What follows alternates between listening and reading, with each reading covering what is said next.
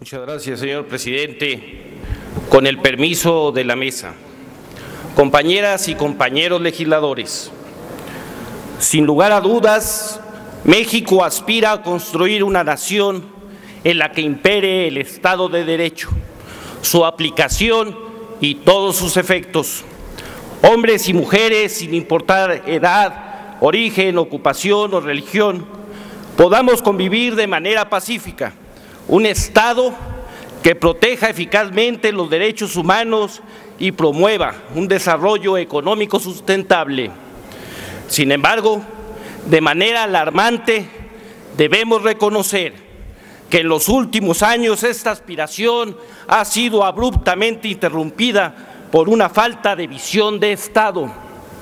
Establecer como imperativo categórico proteger a las y a los mexicanos a través de la lucha contra el crimen organizado como un eje toral para el cumplimiento del Estado de Derecho no tiene justificación cuando se deja al país en una situación de emergencia nacional, 70,000 muertos y 20,000 desaparecidos, resultado que deviene en dudas razonables sobre la estrategia del gobierno federal.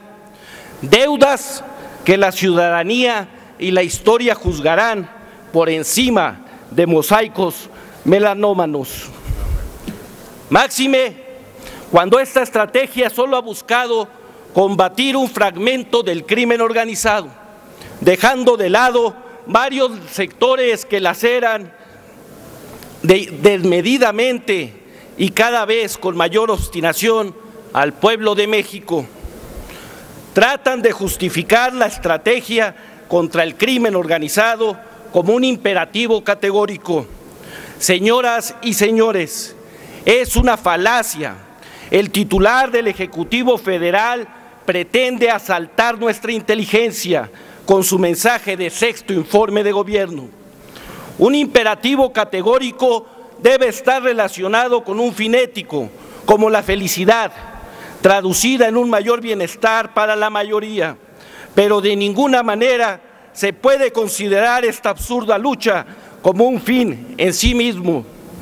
La manifiesta insatisfacción e impotencia que se observa en la sociedad mexicana es un hecho tangible y alarmante. Esta forma obstinada de la lucha contra el crimen organizado, y recalcamos, únicamente contra un sector del crimen organizado, basado en un modelo policíaco y un enfoque de violencia criminal versus violencia estatal, ha provocado lo que se ha experimentado en varios estados de la República, donde se ha generado un estado de psicosis permanente y difícilmente reversible a la población. Ante un compromiso tan fundamental con la nación mexicana, no se puede eludir responsabilidades ni tratar de culpar a los gobiernos estatales y municipales de las fallidas y trágicas secuelas de una estrategia en la que no fueron considerados para su diseño e implementación, y dicho sea de paso, respecto de la cual no se tiene, o más bien no se quiere dar a conocer el documento que la sustenta. Son los gobiernos estatales y municipales y su población quienes hoy resienten y padecen en carne propia las consecuencias de la violencia que ha traído esta fatídica estrategia, y simplemente expreso que esto no es de la estatura de un jefe de Estado de la nación mexicana. Formulo la siguiente pregunta: ¿de qué les sirve a las mexicanas y mexicanos saber que de 2006 a 2011 se sumaron 30,000 integrantes a la Policía Federal? No sirve de nada. Esta Policía Federal ha quedado muy lejos de demostrar ser eficaz, pero también preguntémonos cómo salen a las calles, con qué insumos, con qué estrategia. Tenemos que reconocer que por ahora solo el Ejército y la Marina pueden y han dado la cara por los mexicanos en el combate contra el crimen organizado. Sin embargo, a México le urge una policía de clase mundial. No olvidemos que se encuentra pendiente el planteamiento del mando único en los estados e incluso la posibilidad de desaparición de policías municipales. Este tema en la agenda legislativa no podrá omitirse. Desde esta tribuna señalo que no es suficiente incrementar el número de policías. Falta erradicar la corrupción al interior en estos cuerpos policíacos. Capturar a los supuestos líderes de los grupos delictivos tampoco devuelve la seguridad y tranquilidad al pueblo de México, cuando es evidente que detrás de estos capturados hay decenas de criminales que se disputan esos espacios, y estas fracturas al interior de esas células delictivas generan la multiplicación de las mismas. Más policías, más detenidos, más encarcelados, no es un síntoma de mayor seguridad. Por el contrario, muestra la fuerza y capacidad de acción y replicación del crimen organizado. El sistema penitenciario es un claro ejemplo de esta situación. Solo basta recordar lo sucedido en febrero de este año en el penal de Apodaca, Nuevo León, donde además de revelarse el problema tan grave de corrupción, murieron 44 personas. Uno de los argumentos de la actual administración federal para justificar su estrategia fallida contra la delincuencia organizada fue el grave problema de impunidad.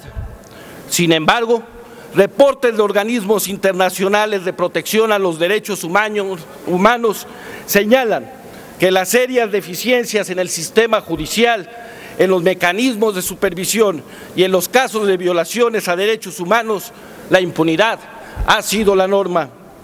Es vital aceptar que en el Estado de Derecho la justicia no puede perseguirse a cualquier costo, ni violando las normas del debido proceso legal. En los últimos 20 años se ha podido acreditar el incremento en los casos de tortura, trato inhumano o degradante, violaciones a los domicilios de las personas sin orden judicial, detención arbitraria, entre otras. Y paradójicamente, los verdaderos criminales pueden ser puestos en libertad por estas mismas razones. Este sexenio, sin duda, ha repuntado en violaciones a los derechos humanos. A un año de la reforma constitucional en materia de derechos humanos y del artículo 107 de la General de la República, referente al amparo, hace falta la mayoría de las leyes reglamentarias, siendo la ley de amparo una de las carencias más importantes y apremiantes. Compañeras y compañeros legisladores, hago un llamado a repuntar esfuerzos. Los exhorto a impulsar una protección efectiva de los derechos humanos. Con la finalidad de lograr un verdadero Estado de Derecho, no bastan las buenas intenciones ni el voluntarismo político, menos aún la demagogia. Entendamos que los derechos son el sistema de valores de la comunidad y que el Estado es responsable de ellos. Esa responsabilidad no es pasiva, incuestionablemente implica el ejercicio de acciones positivas por parte de las autoridades.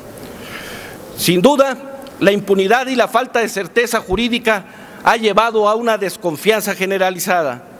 Las y los ciudadanos dudan de sus instituciones.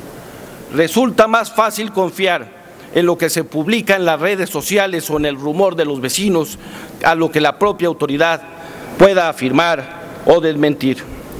Esta desconfianza tenemos que reconocerlo, no es espontánea, surge de una débil cultura de la legalidad, una cultura que no se construye a partir de foros o publicaciones, tampoco con programas impulsados por las entidades de la Administración Pública Federal.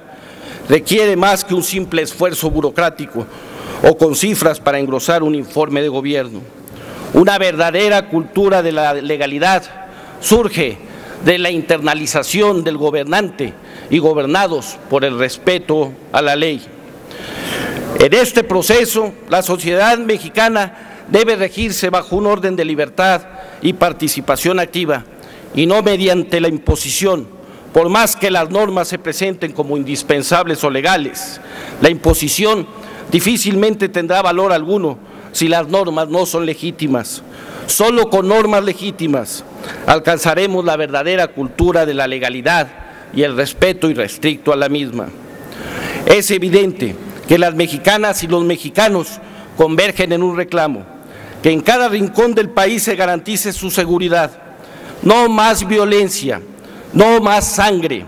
Ese es el mandato que nos dio la ciudadanía en su participación en la pasada jornada electoral. Es tiempo de responderles oportuna, completa y efectivamente. Señoras y señores legisladores, un Estado de Derecho es aquel que está facultado para hacer normas, pero al mismo tiempo está sujeto a la norma que hace. Ese debe ser nuestro gran compromiso. Es cuanto, señor presidente. Muchas gracias.